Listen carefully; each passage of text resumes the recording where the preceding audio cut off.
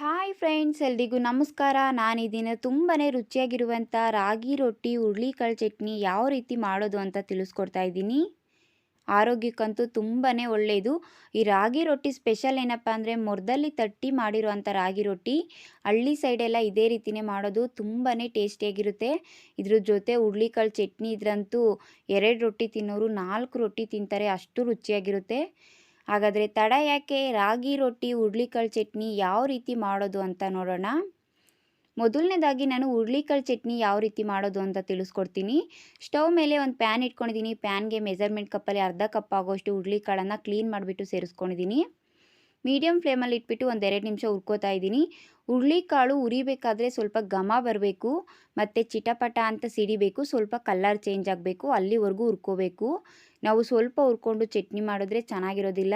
ಸರಿಯಾದ ಹದದಲ್ಲಿ ಹುರುಳಿಕಾಳನ್ನ ಹುರ್ಕೊಂಡು ಚಟ್ನಿ ಮಾಡಿದ್ರೆ ಮಾತ್ರ ತುಂಬಾ ರುಚಿಯಾಗಿರುತ್ತೆ. ನೋಡಿ, ಈಗ ಹುರುಳಿಕಾಳು ಕಲರ್ ಚೇಂಜ್ ಆಗಿದೆ, ಚಿಟಪಟ ಅಂತ ಸಿಡಿತಾ ಇದೆ, ಅದ್ರ ಘಮನೂ ಸಹ ಬರ್ತಾ ಇದೆ. ಈಗ ನಾನು ಇದನ್ನು ಒಂದು ಪ್ಲೇಟ್ಗೆ ತೆಗೆದಿಟ್ಕೊಂಡಿದ್ದೀನಿ. ಒಂದು 6 ಖಾರದ ಮೆಣಸಿನ್ಕಾಯಿ, ಒಂದು 4 ಬ್ಯಾಡಗಿ ಮೆಣಸಿನ್ಕಾಯಿನ ಸೇರಿಸ್ಕೊಂಡಿದ್ದೀನಿ. ಹಾಗೆ ಒಂದು 5 ಕರಿಮೆಣಸನ್ನು ಸೇರಿಸ್ಕೊಂಡಿದ್ದೀನಿ. ಈಗ ಲೋ ಫ್ಲೇಮಲ್ಲಿ ಇಟ್ಬಿಟ್ಟು ಒಂದು ನಿಮಿಷ ಹುರ್ಕೊಳ್ಳೋಣ. ನಾವು ಈ ಚಟ್ನಿಗೆ ಕರಿಮೆಣಸು ಸೇರಿಸೋದ್ರಿಂದ ತುಂಬಾ ರುಚಿಯಾಗಿರುತ್ತೆ. ನೋಡಿ, ಈಗ ಕರಿಮೆಣಸು ಮತ್ತು ಮೆಣಸಿನ್ಕಾಯಿನ ಎಲ್ಲ ಹುರ್ಕೊಂಡಿದ್ದಾಗಿದೆ. ಈಗ ನಾನು ಒಂದು 8 ಎಸ್ಲು ಕರಿಬೇವನ್ನು ಸೇರಿಸ್ಕೊತಾ ಇದ್ದೀನಿ. ಹಾಗೆ ಒಂದು ಅರ್ಧ ಕಪ್ ಆಗೋಷ್ಟು ಒಣ ಕೊಬ್ಬರಿ ತುರಿನ ಸೇರಿಸ್ಕೊತಾ ಇದ್ದೀನಿ. ನೀವು ಹಸಿ ತೆಂಗಿನಕಾಯಿ ತುರಿನ ಸೇರಿಸೋದಕ್ಕಿಂತ ಒಣ ಕೊಬ್ಬರಿ ತುರಿ ಸೇರಿಸ್ಕೊಂಡು ಮಾಡಿಕೊಂಡ್ರೆ ತುಂಬಾ ರುಚಿಯಾಗಿರುತ್ತೆ. ಲೋ ಫ್ಲೇಮಲ್ಲೇ ಇಟ್ಬಿಟ್ಟು ಒಂದು ನಿಮಿಷ ಚೆನ್ನಾಗಿ ಮಿಕ್ಸ್ ಮಾಡಿಕೊಂಡು ಹುರ್ಕೋತಾ ಇದ್ದೀನಿ. ಸ್ವಲ್ಪ ಘಮ ಬರಬೇಕು, ಕಲರ್ ಚೇಂಜ್ ಆಗಬೇಕು, ಆ ರೀತಿ ಹುರ್ಕೊಂಡಿದ್ದೀನಿ. ಇದನ್ನು ಒಂದು 5 ನಿಮಿಷ ತಣ್ಣಗಾಗೋದಕ್ಕೆ ಇಟ್ಟಿದ್ದೆ. ಈಗ ಹುರಿದಿರೋ ಅಂಥ ಹುರುಳಿಕಾಳು, ಒಣ ಕೊಬ್ಬರಿ ತುರಿ, ಮೆಣಸಿನ್ಕಾಯಿ ಎಲ್ಲದನ್ನು ಸಹ ನಾನು ಒಂದು ಮಿಕ್ಸಿ ಜಾರ್ಗೆ ಸೇರಿಸ್ಕೊತಾ ಇದ್ದೀನಿ. ಎಲ್ಲ ಮಿಕ್ಸಿ ಜಾರ್ಗೆ ಸೇರಿಸ್ಕೊಂಡು ಸ್ವಲ್ಪ ಹುಣಸೆ ಹಣ್ಣು, ಒಂದು 5-6 ಎಸ್ಲು ಬೆಳ್ಳುಳ್ಳಿನ ಸಿಪ್ಪೆ ತೆಗೆದು ಸೇರಿಸ್ಕೊತಾ ಇದ್ದೀನಿ. ಹಾಗೆ ರುಚಿಗೆ ತಕ್ಕಷ್ಟು ಉಪ್ಪು. ಈಗ ರುಬ್ಬೋದಕ್ಕೆ ಎಷ್ಟು ಬೇಕೋ ಅಷ್ಟು ನೀರನ್ನು ಸೇರಿಸ್ಕೊತಾ ಇದ್ದೀನಿ. ರುಬ್ಕೊಬರೋಣ. ನಾವಿದನ್ನು ತುಂಬ ನುಣ್ಣಗೆ ರುಬ್ಕೋಬೇಕು. ನೋಡಿ, ತುಂಬಾ ರುಚಿಯಾಗಿರುವಂಥ ಹುರುಳಿಕಾಳು ಚಟ್ನಿ ಸಿದ್ಧ ಆಗಿದೆ. ಈಗ ರಾಗಿ ರೊಟ್ಟಿ ಯಾವ ರೀತಿ ಮಾಡೋದು ಅಂತ ತಿಳಿಸ್ಕೊಡ್ತೀನಿ. ಸ್ಟವ್ ಮೇಲೆ ಒಂದು ಕಡಾಯಿ ಇಟ್ಕೊಂಡಿದ್ದೀನಿ. ಕಡಾಯಿಗೆ ಮೆಜರ್ಮೆಂಟ್ ಕಪ್ಪಲ್ಲಿ ಒಂದು ಅರ್ಧ ಕಪ್ ಆಗೋಷ್ಟು ನೀರನ್ನು ಸೇರಿಸ್ಕೊಂಡಿದ್ದೀನಿ. ಹಾಗೆ ಸ್ವಲ್ಪ ಉಪ್ಪು, ಜಾಸ್ತಿ ಸೇರಿಸ್ಕೊಳ್ಳೋದಕ್ಕೆ ಹೋಗಬೇಡಿ, ಸ್ವಲ್ಪ ಕಡಿಮೆನೇ ಇರಲಿ ಉಪ್ಪು. ಹಾಗೆ ಸ್ವಲ್ಪ ತುಪ್ಪನ ಸೇರಿಸ್ಕೊತಾ ಇದ್ದೀನಿ. ಇದು ತುಪ್ಪ ಇಲ್ಲ ಅಂದರೆ ಎಣ್ಣೆನೂ ಸಹ ಸೇರಿಸ್ಕೋಬೋದು. ಗ್ಯಾಸ್ ಸ್ಟವ್ನ ಆನ್ ಮಾಡಿಬಿಟ್ಟು ಮೀಡಿಯಮ್ ಫ್ಲೇಮಲ್ಲಿ ಇಟ್ಟಿದ್ದೀನಿ. ಈಗ ಇದು ಒಂದು ಕುದಿ ಬರಬೇಕು. ನೋಡಿ, ಈಗ ಇದು ತುಂಬ ಚೆನ್ನಾಗಿ ಕುದೀತಾ ಇದೆ. ಈ ಟೈಮಲ್ಲಿ ನಾನು ಮೆಜರ್ಮೆಂಟ್ ಕಪ್ಪಲ್ಲಿ 1 ಕಪ್ ಆಗೋಷ್ಟು ರಾಗಿ ಹಿಟ್ಟನ್ನು ತೊಗೊಂಡಿದ್ದೀನಿ.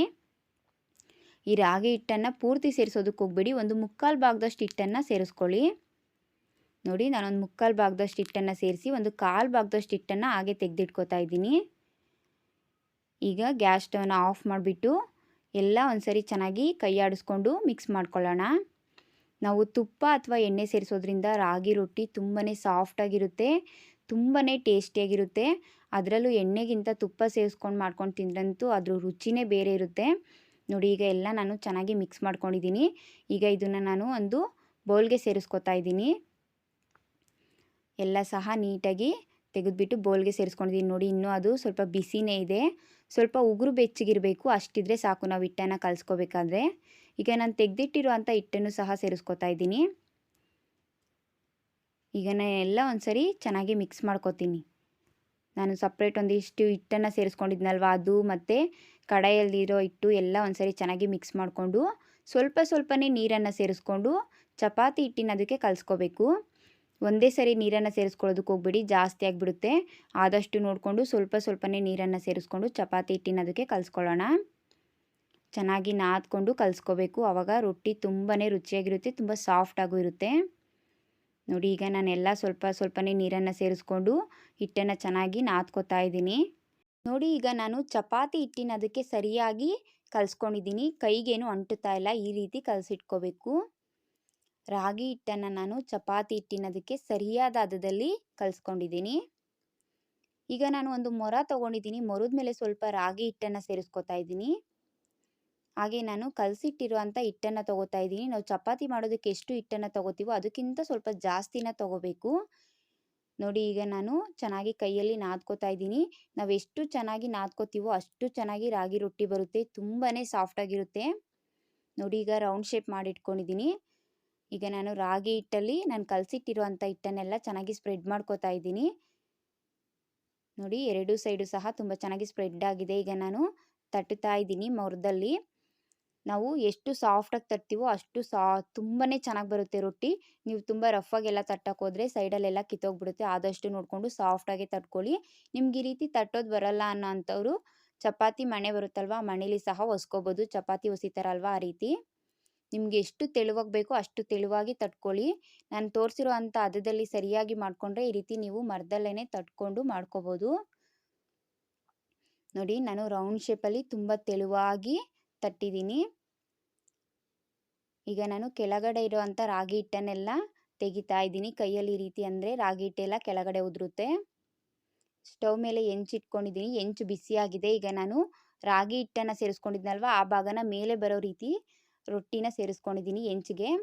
ಮೀಡಿಯಮ್ ಫ್ಲೇಮಲ್ಲಿ ಇಟ್ಬಿಟ್ಟು ಬೇಯಿಸ್ಕೊಳ್ಳೋಣ. ಈಗ ನಾನು ಒಂದು ಕಾಟನ್ ಬಟ್ಟೆನ ನೀರಲ್ಲಿ ತೇವ ಮಾಡಿಬಿಟ್ಟು ಎಲ್ಲ ನೀಟಾಗಿ ಸ್ಪ್ರೆಡ್ ಮಾಡ್ತಾ ಇದ್ದೀನಿ. ಈ ರೀತಿ ಸ್ಪ್ರೆಡ್ ಮಾಡೋದ್ರಿಂದ ಮೇಲೆ ಇರೋ ಹಿಟ್ಟೆಲ್ಲ ಹೋಗುತ್ತೆ ಮತ್ತು ರೊಟ್ಟಿನೂ ಸಹ ತುಂಬಾ ಸಾಫ್ಟಾಗಿರುತ್ತೆ. ಮೀಡಿಯಮ್ ಫ್ಲೇಮಲ್ಲಿ ಒಂದು 2 ನಿಮಿಷ ಬೇಯಿಸ್ಕೊತಾ ಇದ್ದೀನಿ. ಎರಡೂ ಸೈಡು ಸಹ ತುಂಬ ಚೆನ್ನಾಗಿ ಬೇಯಬೇಕು. ನೋಡಿ ಈಗ ನಾನು ನಿಮಗೆ ತೋರಿಸ್ತಾ ಇದ್ದೀನಿ. ಎರಡೂ ಸೈಡು ಸಹ ತುಂಬ ಚೆನ್ನಾಗಿ ಬೆಂದಿದೆ. ರಾಗಿ ರೊಟ್ಟಿ ಸಿದ್ಧ ಆಗಿದೆ. ಈ ಚಳಿಗಾಲ ಮಳೆಗಾಲದಲ್ಲಂತೂ ಈ ರೀತಿ ರಾಗಿ ರೊಟ್ಟಿ ಹುರುಳಿಕಾಳು ಚಟ್ನಿ ಮಾಡಿಕೊಟ್ರೆ 2 ರೊಟ್ಟಿ ತಿನ್ನೋ ಅಂಥವ್ರು 4 ರೊಟ್ಟಿ ತಿಂತಾರೆ. ಅಷ್ಟು ರುಚಿಯಾಗಿರುತ್ತೆ.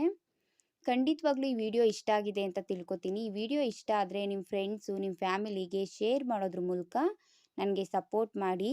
ಇನ್ನಷ್ಟು ಈಸಿ ಆ್ಯಂಡ್ ಟೇಸ್ಟಿ ರೆಸಿಪೀಸ್ಗಾಗಿ ನನ್ನ ಚಾನಲ್ನ ಸಬ್ಸ್ಕ್ರೈಬ್ ಮಾಡ್ಕೊಳ್ಳಿ. Thank you.